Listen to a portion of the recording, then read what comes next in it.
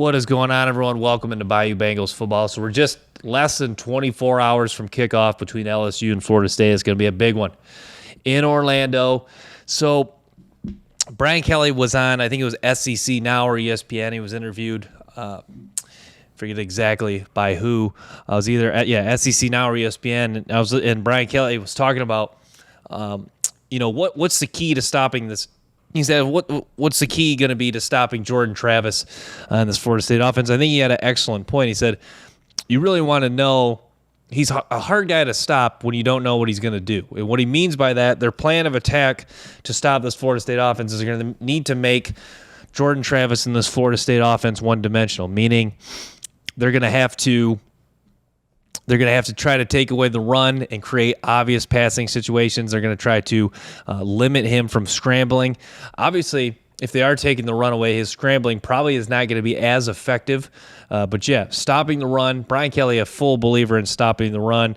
That's one of my full philosophies. I think not just me and Brian Kelly. I think that is one of the biggest philosophies in having success in the game of football is stopping the run. So if they make Florida State one-dimensional, I think that is key because Jordan Travis is a guy who, like a touchdown, he's a really solid college quarterback, but is he a guy who, if, say, LSU does take away the run, is he a guy that's going to be able to create just, enough magical plays where he could really win them this game almost single-handedly? No. So LSU, their goal is to try to make Jordan Travis and Florida State one-dimensional.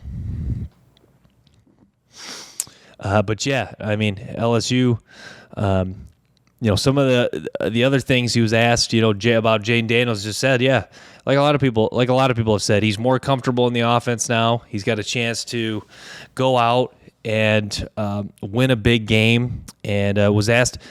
And the other thing he was asked about, is there a revenge factor to this game? And I like the way he answered it. He goes, a lot of the players really remember what happened last year.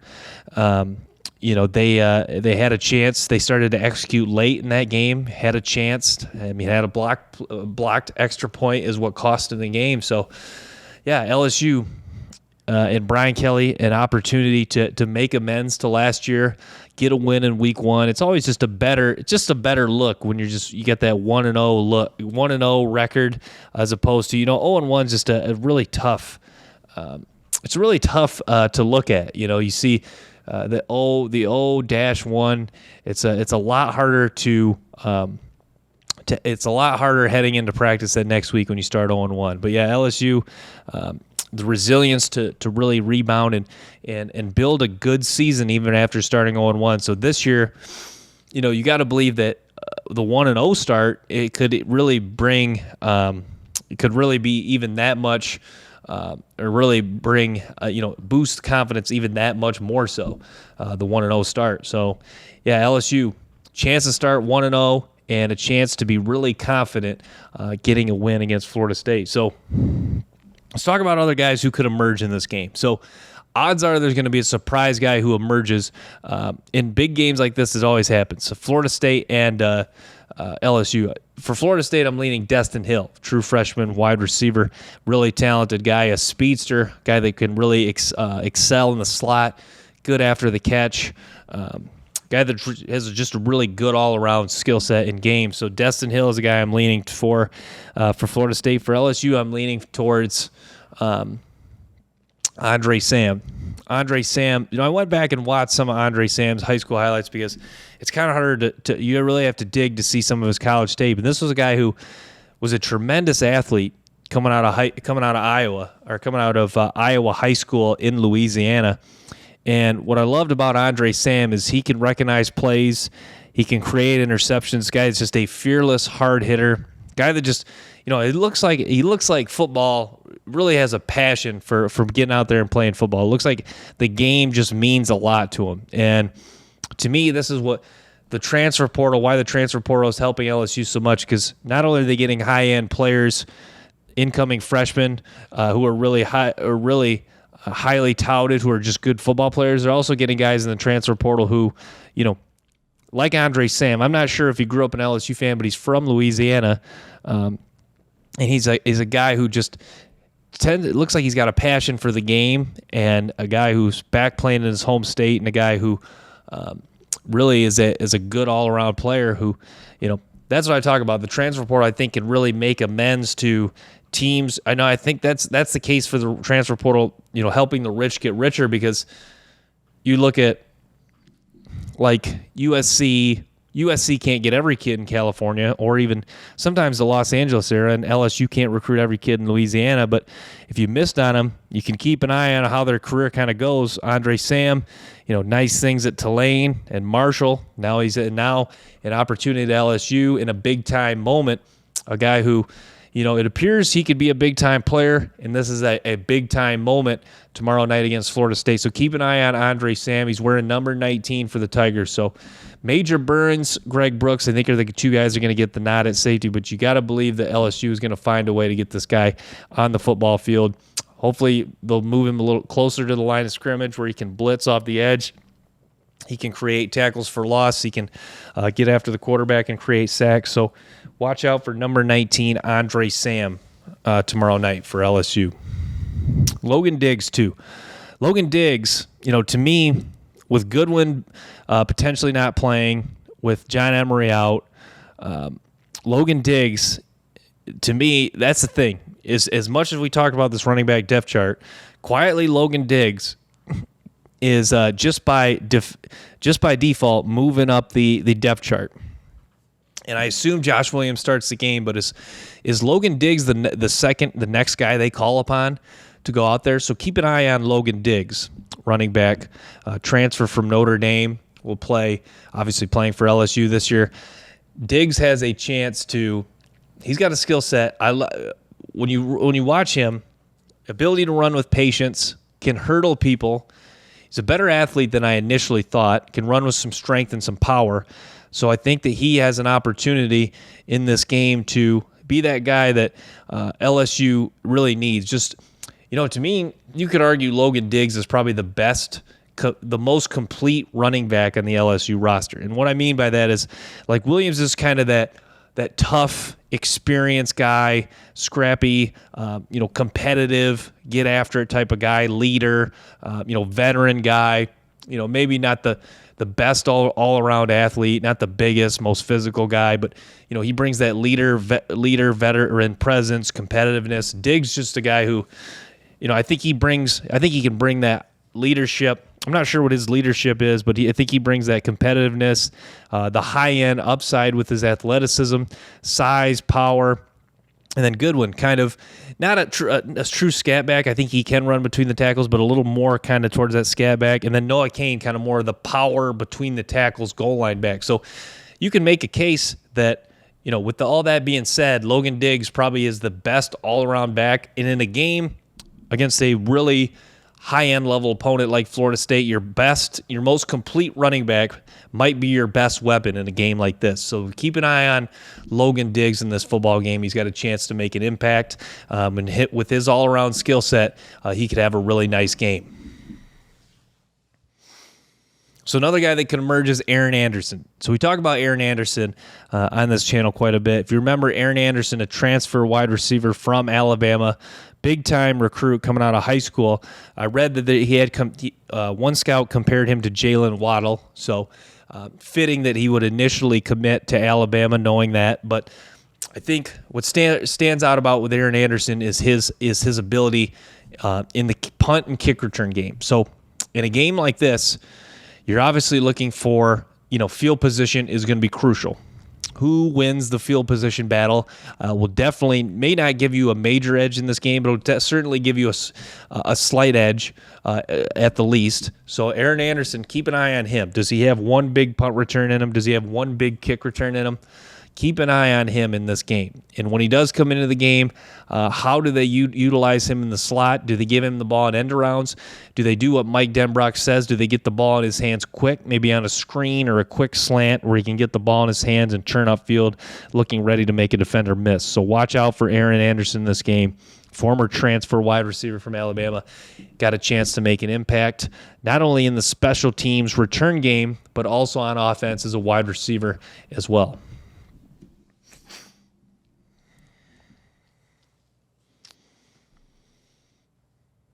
But yeah, I think it'd be interesting. I would love to ask Brian Kelly what his mindset going into this game is. You would think, like, I'm curious to know what Brian Kelly is, what he feels before a game. Is he a guy that gets really nervous? Is he just like pumped up, just fired up, ready to get out there? Is it kind of a mix of both, fired up and nervous?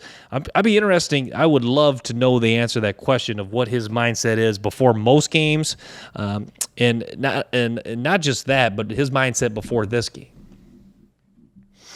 Because I think that Brian Kelly, I think he's going to be in a state where he's certainly not too high. I like that he addressed that, this is Florida State's going to present certainly a challenge for LSU, but it's also just one game. So I love that he understands that, and I think that that's his mindset. He's going to go in not really playing with a nothing to lose mindset, because I do not agree with that in this situation.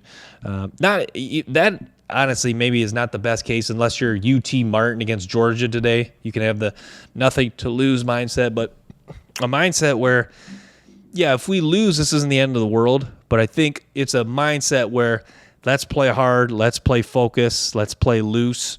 It's not the end of the world if we drop this game, even though obviously we want to win this game. We want to make a statement. We want to have a tremendous showing on national television on week 1, where we're colliding with another brand, especially since we want to become a national or continue to be a national brand and a national level recruiter. With all that being said, though, Brian Kelly, his state of mind here, his mindset going in this game will be interesting. But yeah, still a fiery guy. I don't think he's as fiery as he was at one point. I remember him, Brian Kelly at Notre Dame. There was times where it looked like his face would just turn bright red. I think he's a guy that's always just really been hard on quarterbacks, and a really just a tremendous, I guess, to put it, simply, Brian Kelly is a tremendous football coach. He's just done an excellent job, and I think, to me, I don't think the pressure's getting to Brian Kelly. And the joke is, he's paid him so much money that it's like Ed Orgeron. When they were about to fire him, he just tell me where to sign and tell me when to leave or something like that. But to me, I think Brian Kelly has just embraced the pressure so much that I think the fact that he's talked about it and just, took it on so much, I think that in a way it's kind of lessened it, if that makes sense. So Brian Kelly understands the expectations this season and wants to have a really good showing against Florida State, but he understands that, I think, LSU playing in the SEC West, I think them and Brian Kelly have really understood the grind of an SEC. They understand the grind of a long SEC season, and they're used to opponents like Florida State. They see it mostly on a week in and week out basis. I think that's another. If you want to make another point for LSU to win this football game, it's Florida State. Florida State doesn't always see an opponent like LSU, but LSU more oftentimes sees an opponent like Florida State. So yeah, if you're Florida State, you'll see Clemson. Miami, I know Miami's not a strong powerhouse, but Miami does recruit at a top 15, top level, 20 level. And so they still have, NFL guys. And they still have some, SEC comparable size in the trenches, So Florida State just does not see an opponent, an SEC caliber, a top-end SEC caliber opponent, every other week. LSU, not necessarily a top-level SEC opponent LSU sees every week, but a really good, solid SEC opponent every other week. But yeah, we talked about keys to the game. Winning the turnover battle is crucial in this game. LSU really does not want to turn the ball over a lot. Jayden Daniels, to me, he's got to play. I think the mindset Jayden Daniels is going to have in this game is he's got to go in where I think I would actually try to throw the ball. I'd try to have a perfect 50-50 run pass mix. And I think my mindset, if I'm Jayden Daniels, is I got to be sharp early on. I have to create Like if I see a 3 for 3, 5 for 5, good chunks of yardage on those completions, then you got to believe that's really a formula for LSU to have a really good day, because that confidence throwing the ball early on, after that belief in Daniels' head, I think will be crucial. So watch Jayden Daniels early on. Look at his completions early on. If he starts 5 for 5, 110 yards, a touchdown, you got to believe that type of confidence, that type of belief, throwing the ball after the off season, that he's worked. It sounds like he's worked to get better, and the all the hype and all the questions. I think that would really relieve a lot of the pressure of the fans that have the ones that have concerns about Jayden Daniels improving as a passer, myself included. I think that's the case. You talk about Jayden Daniels, going two directions. Is he becoming more of Terrell Pryor, or is he becoming more of Jalen Hurts? Is it like, maybe this is a goofy comparison for many, but to me, it's kind of two paths you can take when you're more of that run first. When you kind of start out with more of that run first athlete quarterback, are you relying more on your legs, becoming more of the Terrell Pryor guy, or are you becoming more of a Jalen Hurts, a guy who is a great runner, athlete, strong, but it also continues to get better and wants to become more crisp and clean as a passer and take another step as a leader? So is he becoming more Jalen Hurts, or is he more Terrell Pryor? So, and when I say that, I don't rip on Terrell Pryor. Terrell Pryor had a good career at Ohio State, but it seemed like he limited them as far as winning. It seemed like Ohio State may not have actually been in the mix of winning a national title just because he became too reliant upon his legs. Jayden Daniels is a guy who his passing if his passing continues to envelop, maybe there is an NFL future for Daniels. But like you look at Michigan today, like with J.J. McCarthy. McCarthy kind of was in the same boat. Today, like you could see, there was noticeable difference him throwing the ball. He looked like he's improved. His release looked quicker. He was throwing better on the run. To me, as Jayden Daniels, that's the thing. I think it's really a far stretch of the imagination to think Jayden Daniels is going to be night and day improved as a passer. You just don't see guys improve. You don't see just guys take huge leaps, especially in now, year 5 for Jayden Daniels. But you got to believe that Daniels you got to believe that he's going to be a lot. You got to believe that he can take another step as a passer. So yeah, watch Jayden Daniels early on. Do we see a 3 for 3, 80 yards, 5 for 5, 110 yards type of start, and maybe a touchdown or a rushing touchdown? That type of start, I think, will be really big for LSU and their offense. But yeah, we'll scout. So we'll scout Florida State a little bit more. So one guy for Florida State who's going to be hard to stop is Fabian Loveit. Fabian Loveit, a guy that was injured last year, former transfer from Mississippi State. He's a big defensive tackle for the Florida State Seminoles. So Loveit, I think, is a guy who, with as much attention Jared Verse is going to get, and I know we talked about this a little bit, Lovett's a guy that's going to have a chance to really shine. He'd be like, we talked about a guy who emerges, a surprise guy who emerges for LSU, how we talked about maybe it's Andre Sam, maybe it's Logan Diggs, maybe it's Aaron Anderson. Maybe that guy is Fabian Loveit for LSU, or for Florida State, excuse me. Loveit, an opportunity to, with the attention Jared Verse is going to get, Loveit, a chance to win some one-on-one, going to get some, probably some, most likely, a lot of one-on-one matchups in pass rush situations. So that's the thing. Keep an eye on Loveit. And yeah, I guess that leads me to another point. LSU, they're really going to have, against the Florida State defensive line, they're going to have to try to do the best they can to stay out of obvious passing situations in this football game. But yeah, and then another guy that I think is going to be big, we'll see if he gets the opportunity this year, is Noah Kane at running back. Noah Kane, a true goal line, is a goal line back, a physical, between the tackles type of running back. Got an opportunity to really play well in this game.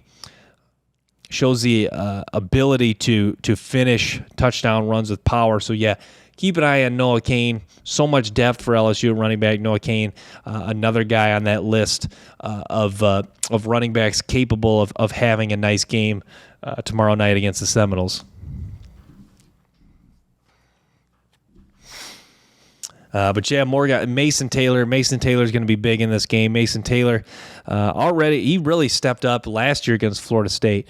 Had a nice game. He's got an opportunity to be really good once again in this football game. The LSU offensive line. The major question is, are they going to go from good to elite in this game? That's so crucial to watch. No Mason Smith. The unfortunate news. No John Emory. John Emory not going to play till week 3. Those are two guys for sure they're going to be out against LSU. Brian Kelly made that, confirmed that a couple days ago in his press conference. But yeah, Emory Jones, key guy in this game. We'll see if he's matched up. You got to believe he's going to be most likely matched up against Jared Verse. Verse has the chance to really have the edge over Emory Jones, but Emory Jones certainly capable enough as a run blocker and pass blocker to do a nice job against Jared Verse and really limit him. I think if Ohio State-Indiana game has showed you anything, that you can still limit superstar top 5 NFL picks. You saw Indiana did a nice job of really limited Marvin Harrison. Now, I saw one play for sure they were double teaming. I'm not sure how much they were double teaming, but I guess that's beside the point. The point being that LSU, as dominant as Jared Verse is, LSU has a chance to really limit him and do a lot of things to really make him not completely take over this game.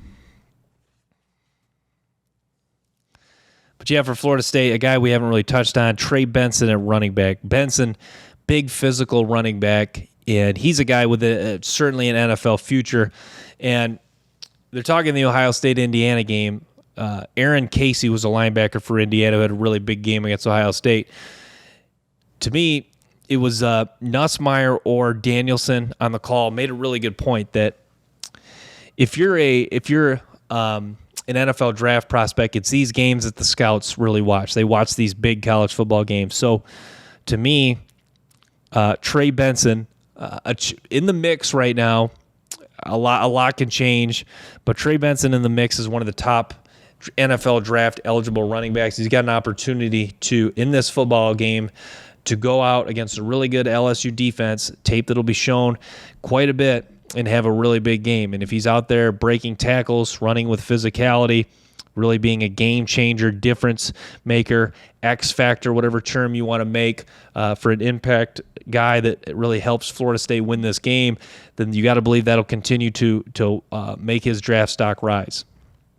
And I'm sure he understands that too, and especially with guys NFL draft stock rising, falling, making drastic rises. Like you look at a couple years ago, the way Walker's rose, that you got to believe that Benson, because the ultimate point is Trey Benson going to be really hungry to make a splash, have a splash, big time game in this game, and really show NFL evaluators how good he is as a running back, and a great opportunity against a good LSU defense with good linebackers who have speed and experience. So keep an eye on Trey Benson, and that goes on the flip side. Keep an eye on the LSU linebackers, Spates, Harold Perkins, Mekhi Wingo, guys that are really going to do their best to try to tackle Trey Benson in the open field and prevent him from getting yards after contact. But yeah, they asked Brian Kelly about some of the studs the dogs they have on defense, and yeah, they certainly do. And so Mason Smith obviously not playing in this game, but I'm just so pumped we really never got to see Mason Smith and Harold Perkins out on the football field at the same time. And to me, that is a potential to just be a scary duo for opposing offenses. You got to think, when's the last time we saw a team with a NFL caliber defensive tackle and a freakish linebacker like that? It'd almost be like Like if we got to see Quinnen Williams and Micah Parsons play on the same college team. Now, that's maybe a far stretch because Mason Smith might not be as good as Quinnen Williams and Harold Perkins might not be as good as Micah Parsons. But if you're talking about movement skills and potential, you got to believe that. Now, to say Harold Perkins is going to be Micah Parsons, that's still a far stretch. But Mason Smith, but both those guys really have the tools if they continue to work hard, get better, and their game does translate to the NFL, which, I mean, what they've shown appears to. If they do, then they have a future that they could really be similar to Micah Parsons and Quinnen Williams, respectfully. But yeah, I mean, I'm just dying to see those two out on the field. That really is going to be something. And if you're who's the team they play week 2? If you're Grambling State, you got to be, man. To me, that offensive line should be terrified to face Mason Smith. You got to believe he's just going to be so hungry. I mean, this guy has not played football in almost a year and a half, almost 2 years. So, a guy that's going to be really hungry to get out there and just really get after it and make life miserable on old Grambling. But yeah, so I guess we'll see a little bit of that. But yeah, Harold Perkins. He was interviewed the other day. Didn't really get to watch the whole interview. I'm gonna go back and watch it. But yeah, it seems like an interesting guy. He's a guy that I haven't really heard talk much. But Harold Perkins is one of those guys that just such an elite athlete. He just doesn't really have to do a lot of talking. His play and his movement skills and his just all around ability really speaks for himself. And he's a guy who. Kind of like Jayden Daniels getting off to a hot start. If Florida State wants to have or if LSU wants to really make a statement and play well defensively, you got to believe Harold Perkins will make an impact play early in this game. You feel like that's kind of a sign of LSU getting a W and playing well defensively in this game is if you see like a Harold Perkins run down a guy maybe on an end around or an outside run for a tackle for loss and you hear the announcers get excited, you got to believe that is kind of that'll be like, I guess, a kickstart, if you will, for LSU playing well defensively and continuing to play well the entire game. But yeah, keep an eye on Omar Speights. Talked about Omar Speights a ton. Omar Speights, just his veteran presence in his overall game is going to be so crucial, not only in this football game, but throughout the course of a year. I think, to me, if Harold Perkins, I've kind of made this point again. I'll reiterate it. If Harold Perkins, if Omar Speights is who we think he is, then that is like the perfect piece that's like the perfect piece to the puzzle for LSU this year, because Harold Perkins is that guy who run down quarterbacks, ultimate QB spy, rush the passer. But a guy like Omar Speights, you just plug him in the middle and he can take on blocks, he can cover, he can mentor young linebackers. He's pretty fundamentally sound as far as what I've seen. So he's that perfect missing piece for LSU to really do some nice things this season. And in the secondary, all the questions. If there's one unit that gets the most questions, it's the secondary. So the LSU, that's what I'm so excited. I see commercials for this game tomorrow. I'm so excited. We're going to get the questions answered about the secondary tomorrow. For the most part, obviously they could play bad in this game and rebound and play well the rest of the season. They could play good in this game and play maybe average to just above average the rest of the season. But to me, this second, I think we'll find out, this might be the best receiving core they go against this year. So I think we'll find out a lot about this LSU secondary tomorrow. So, yeah, a lot of things to watch in this game. 7:30 tomorrow on ABC, LSU, Florida State. Tomorrow night we will finally have the ability to talk about an actual game. So, yeah, LSU, Florida State, tomorrow night, 7:30 ABC. It all goes down. Number 8 Florida State versus number 5 LSU in Orlando. So I'm going to wrap with that. Thanks for tuning in to Bayou Bengals Football Talk. Make sure to stay tuned for more episodes and clips from the show.